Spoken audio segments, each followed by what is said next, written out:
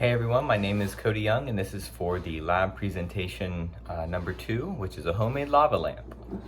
And so we've got our lava lamp here, which is some water with some food coloring in it, separated by some vegetable oil.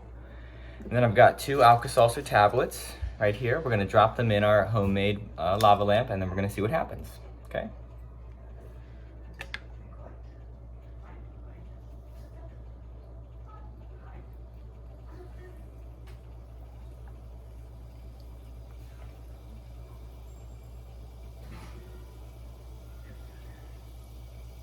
Pretty neat.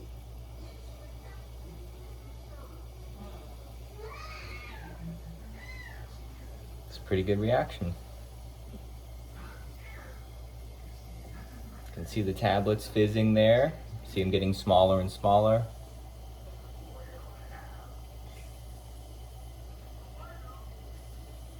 It's a pretty good view of them fizzing right there. All right, and you can see the bubbles traveling up. And actually both floated up to the top. How about that?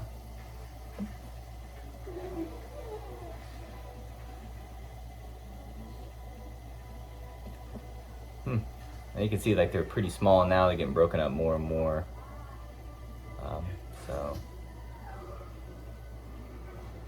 All right, pretty neat. So now let's talk about the most important thing, why that happens. So the Alka-Seltzer tablets are composed of 2 main chemicals, right? That's sodium bicarbonate and citric acid. Sodium bicarbonate is just baking soda. So these 2 chemicals in of themselves won't cause a reaction. Sodium bicarbonate by itself, citric acid by itself doesn't cause reaction. But when they come together, that's when we start to see the reaction. But the question has to be asked, why isn't it reacting when I open the packet? This is because the sodium bicarbonate and the citric acid are suspended together in solid form. So the reaction, they're kind of just held together, but they're not able to interact with one another. So when we drop the tablet in the water, this breaks up the tablet, and now the sodium bicarbonate and the citric acid are now free floating in the water, and they're able to come together and create that reaction. So that's what would make this tablet known as the reactant in a chemical equation or just in this specific experiment.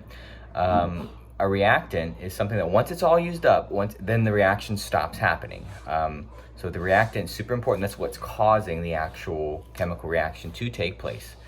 And we saw that. Once the tablets were all gone, you only see just a little bit of bubbles fizzing in the water. There's nothing, happening anymore because the reactant is all used up. So yeah, moving on from that, the reactant is super important. So if we look at a chemical equation, the reactant is going to be to everything to the left of our arrow. That's what's going to be going into the reaction. And then to the right of the arrow is going to be our byproducts. Now this is super important in this experiment because the question still hasn't been answered. Why does it fizz like that? Well, it's because of the chemical reaction that's taking place. I wrote down the equations here. And it's really interesting in this specific one that there's actually almost 2 reactions happening at the same time that cause the fizz. The first reaction is citric acid and water are producing hydrogen ions and citric ions right here. This is our first main reaction. Sorry about the noise. My son is playing with a bucket on the floor. Sorry about that. So we see this is our first reaction that's happening. Okay. Our second reaction is one of the products from the first reaction are coming together with the hydrogen ions and the baking soda now. So from our first reaction from these citric acid, hydrogen ions are coming together, and the hydrogen ions now are reacting with the baking soda. And what that produces is our CO2, or carbon dioxide, and water, and sodium citrate. So that right there, that product, that CO2, that's why we see the bubbles happening and traveling up and up through the water.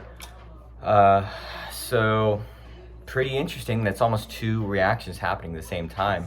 So like I said before, because they're suspended in solid form, these reactions are just unable to occur. There's no reaction happening. There's no, so water could be the accelerant, could be the catalyst of this reaction, because that's unless the tablets are suspended in this water, the reactions are unable to occur.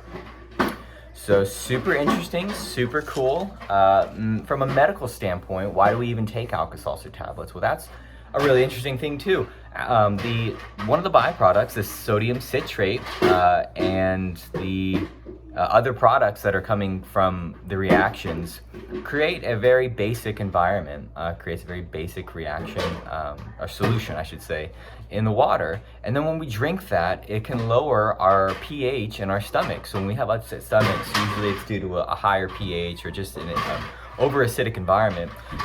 Excuse me. So that the Alka-Seltzers is an attempt to lower the pH in that environment. Sorry about that. So that's why we take it in hopes to lower the pH and reduce the discomfort that we feel. So that kind of ties it all in from a medical standpoint. We've talked about what is going on chemically. Now we've talked about what it applies to in real life and why we take it. So really cool reaction, really cool experiment. Can't wait for the next one. Thanks, guys.